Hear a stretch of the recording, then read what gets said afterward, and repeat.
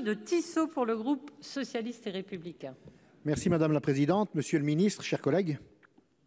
Notre système alimentaire n'est pas soutenable, que ce soit en termes d'impact sur la santé, de consommation de ressources naturelles ou d'implication dans le réchauffement climatique et dans le déclin de la biodiversité.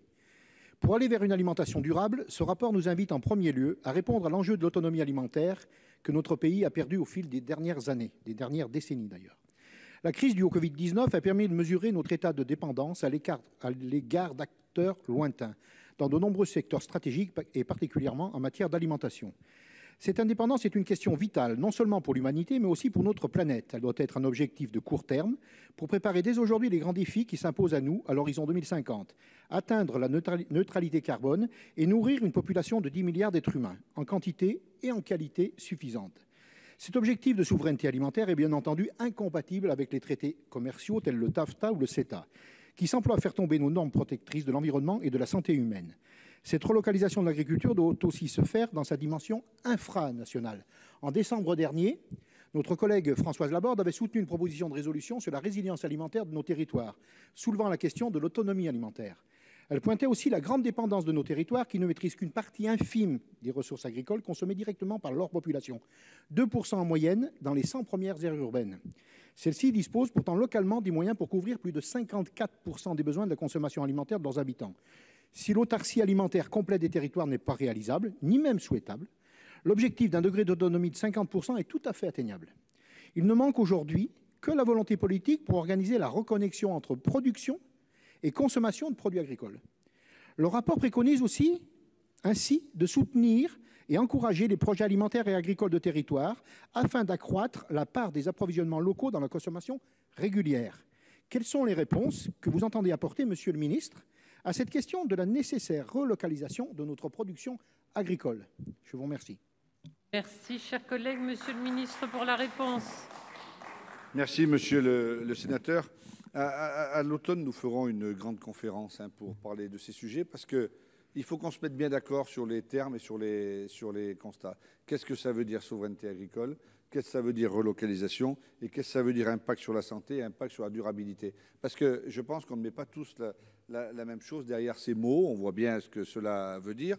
Moi, ce que je peux vous dire, c'est qu'aujourd'hui, l'agriculture n'a jamais eu autant d'impact sur la santé, n'a jamais eu autant fait d'efforts de la transition. Donc parfois aussi, pour lutter contre le dénigrement, il faut aussi dire les choses qui vont bien. Il y a peut-être des choses qui vont mal, mais il y a des choses qui vont très bien.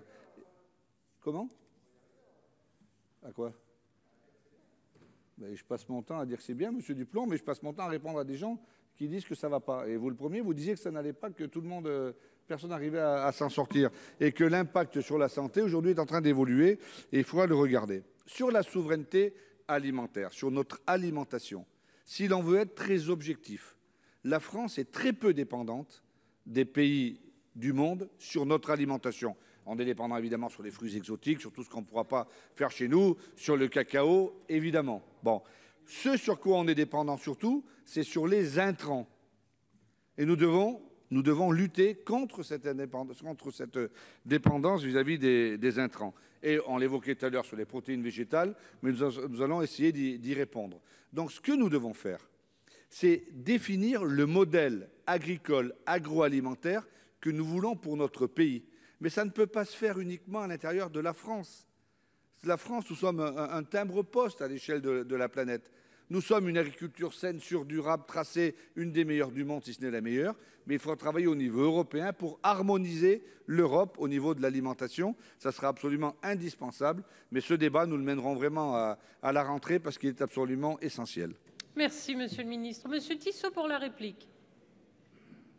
Oui, merci, Madame la Présidente. Monsieur le ministre, tout à l'heure, vous avez dit être satisfait du budget de la PAC, et c'est vrai, vous avez raison, il était sanctuarisé pour ces prochaines années. Mais vous avez aussi dit, maintenant, il faut qu'on partage au niveau national, et je vais me tourner vers la profession. Permettez-moi d'insister pour vous dire qu'il y a, la profession il y a un large éventail dans la profession, et il y a différents modèles. Et bien sûr, il faut peut-être ne pas opposer les modèles agricoles, mais quand même, malgré tout, il y a des visions différentes. Et là, sur ces bancs, on ne défend pas le même modèle agricole. Donc, il faut vraiment écouter tout le monde, et c'est vous qui allez faire l'arbitre. Et j'attire votre attention sur un point. Et c'est vrai que souvent on est en opposition avec Laurent Duplon, et pourtant nous sommes voisins, géographiquement parlant. Mais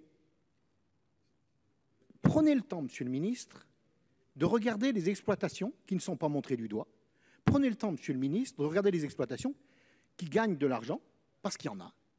Toutes les exploitations ne sont pas moribondes, tous les agriculteurs n'ont pas envie de se suicider, et tous les agriculteurs ne sont pas victimes de l'agribashing.